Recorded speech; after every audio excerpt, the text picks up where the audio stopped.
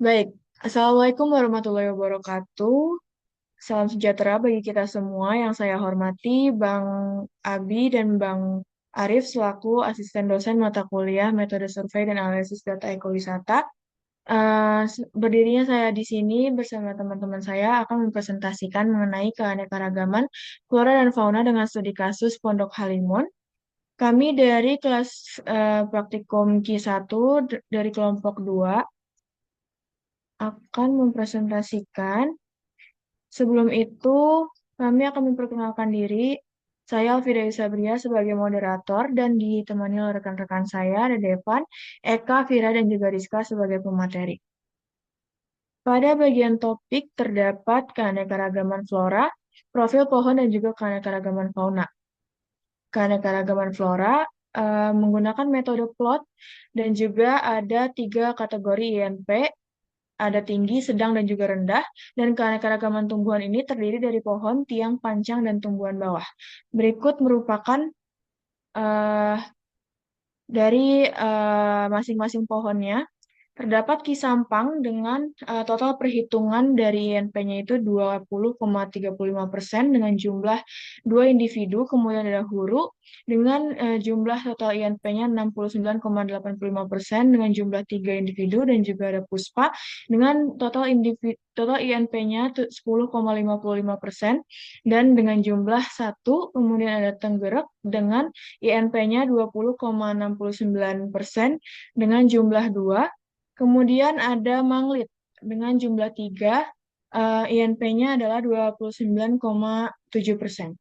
Lalu ada Kerai Payung dengan INP 10,50% dengan jumlah 1, kemudian ada Ulit, INP-nya 11,42% dengan jumlah 1, ada Kiga Nitri dengan INP 10,64% dengan jumlah 1, ada Kicare dengan INP 19,92% dengan jumlah 2, kemudian ada Jenitri dengan INP 15,23 dengan jumlah 1, ada Rasa Mala dengan INP 15,33 dengan jumlah 2, ada BLKTB dengan INP 55,52% dengan jumlah 2, ada Rambai INP dengan INP 10,93% dengan jumlah 1.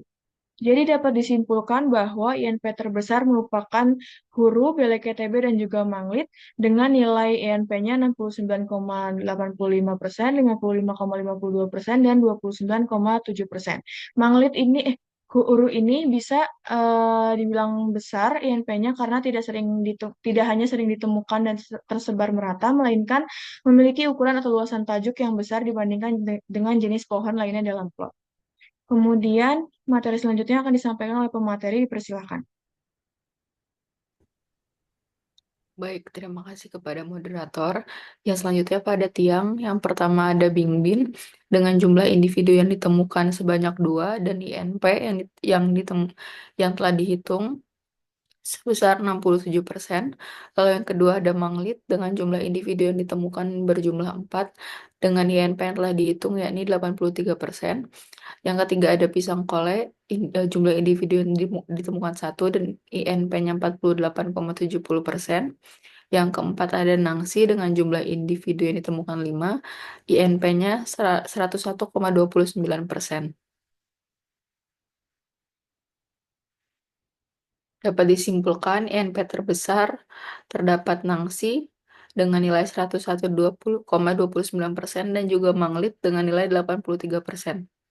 Nangsi tidak hanya paling sering dijumpai di banyak titik, tetapi juga memiliki jumlah individu yang paling banyak dan ukuran yang cukup besar dibandingkan dengan jenis lainnya di kelas vegetasi tiang. Yang selanjutnya terdapat panjang, yakni Hantap dengan jumlah individu ditemukan 1, INP-nya 34,2%. Yang kedua ada Manglit dengan jumlah individu yang ditemukan 2, INP-nya 58,63%. Terdapat honje atau tepus dengan jumlah individu yang ditemukan sebanyak 2, INP-nya 46,13%. Darongdong jumlah individunya 2 dengan INP-nya 47,16%. Terdapat pasang, jumlah individu yang ditemukan 1, INP-nya 38,23%. Tunggeruk dengan jumlah individu yang ditemukan satu, INP-nya 40,49%, dan Bingbin jumlah individu yang ditemukan satu dan INP-nya 35,16%. Dapat disimpulkan INP terbesarnya yakni Manglit dengan nilai 58,63%, Darangdang dengan nilai 47,16%, Honji atau tepus sebesar 46,13%. Di mana Manglit merupakan spesies paling dominan pada tingkat panjang karena secara ekologis ia memiliki persebaran luas, jumlah individu relatif banyak, dan ukuran yang cukup menonjol dalam struktur tegakan. Baik, selanjutnya ada tumbuhan bawah. Yang pertama ada tumbuhan pohon-pohonan. Jumlah yang ditemukan yaitu ada 5. Untuk ENP-nya yaitu 30,41%. Selanjutnya ada pecah beling dengan jumlah yang ditemukan yaitu ada 2. INP-nya 20,74%. Kasimukan jumlah yang ditemui yaitu ada 2. INP-nya 20,74%. Selanjutnya ada kuping gajah. Jumlahnya ada 4 dan INP-nya itu 27,19%. Ada pakis, jumlah yang ditemuinya itu 3, INP-nya 19,20%. Selanjutnya itu ada tumbuhan tepus, jumlah yang ditemui ada 5, INP-nya yaitu 25,65%. Ada lame atau disebut pulai, jumlah yang ditemuin yaitu ada 3, INP-nya 14,44%. Anggrek lilin jumlahnya 2, INP-nya 20,74%. Pakorannya jumlahnya yang ditemuin itu 5, INP-nya 30,41%. INP terbesar yaitu popohan dan pakurane dengan INP 30,41%. Popohan dan pakurane merupakan dua jenis tumbuhan bawah paling dominan baik dari segi jumlah individu maupun tingkat persebarannya.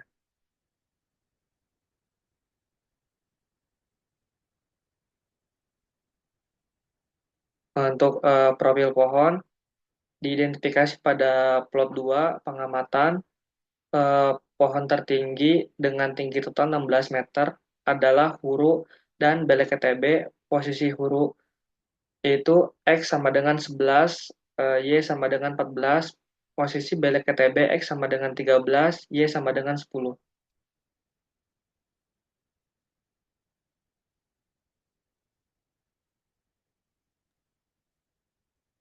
Keanekaragaman fauna, eh, metodenya itu ada IPA, explore, tracks jalur, yang ditemuin yaitu ada burung, mamalia, capung, dan amfibi, kupu-kupu.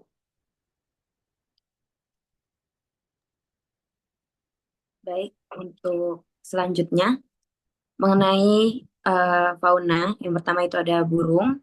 Di sini kami menemukan terdapat total 11 jenis burung. Saya akan menerangkan beberapa. Yang pertama itu terdapat cucak kutilang dengan jumlah terbanyak yaitu ada 34 dengan aktivitas bertengger di tajuk atas secara berkelompok. Lalu yang kedua itu ada burung walet linci dengan jumlah 9 ditemukan sedang terbang di udara. Lalu yang ketiga terdapat burung gereja air Asia dengan jumlah 5 yang dengan aktivitas bertengger di atas genteng. Dan yang keempat itu terdapat bondol Jawa dengan jumlah 5 dengan aktivitas bertengger di tajuk atas. Boleh dilanjut. Selanjutnya terdapat burung cekakak sungai dengan jumlah 1 yaitu sedang bertengger di tajuk bawah.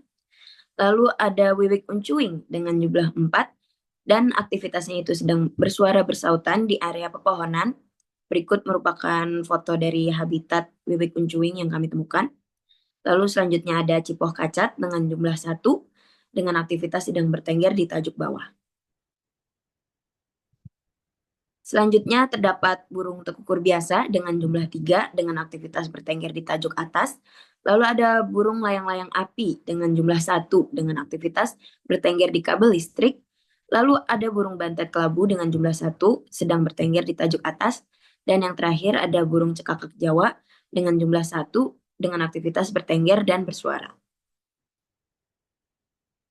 Selanjutnya, kami juga menemukan mamalia dengan total 3 jenis mamalia.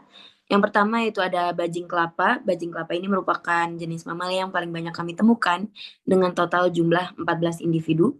Dan sebagian besar beraktivitas sedang berjalan di pohon. Lalu selanjutnya ada tupai kekes. Tupai kekes kami menemukan dengan jumlah 5 individu dengan aktivitas sedang berjalan di pohon.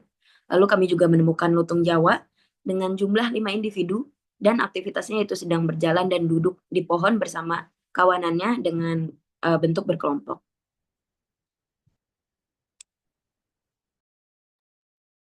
Baik, selanjutnya itu ada capung ciwet dengan jumlah 3 yang kami temukan dengan aktivitasnya itu hinggap pada rumputan.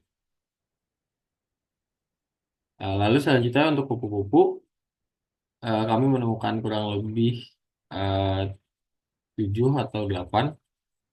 Yang pertama itu ada common tree ring dengan jumlah 11 dengan aktivitas itu hinggap di daun dan terbang di udara. Lalu selanjutnya itu ada kupu-kupu kubis dengan jumlah 1 dengan aktivitasnya itu hinggap di daun.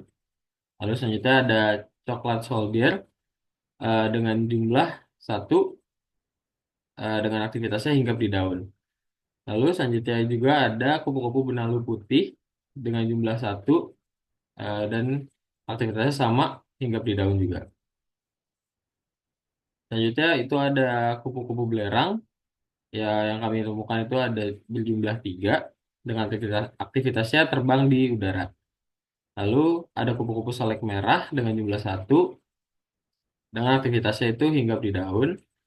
Lalu ada kupu-kupu macan polos dengan jumlah 2 dan aktivitasnya terbang di udara. Lalu yang terakhir ada katak pohon bergaris dengan jumlah 1 dengan aktivitas yang waktu kami temukan itu melompat ke rerumputan. Baik, saya kembalikan lagi ke moderator. Baik, terima kasih pemateri atas penyampaiannya. Jadi dapat disimpulkan bahwa Pondok Halimun ini memiliki potensi bagi pengembangan, terutama di banyaknya keanekaragaman hayati yang dimiliki oleh kawasan ini, terutama di bagian floranya yang sangat beragam dan juga memiliki banyak individu-individu yang tersebar di seluruh kawasan. Lalu untuk faunanya juga terdapat banyak fauna-fauna yang ada di Pondok Halimun, terutama ada juga flora dan fauna endemik yang dapat ditemukan di kawasan Pondok Halimun. Baik, saya cukupkan. Sampai jumpa di presentasi selanjutnya. Wassalamualaikum warahmatullahi wabarakatuh.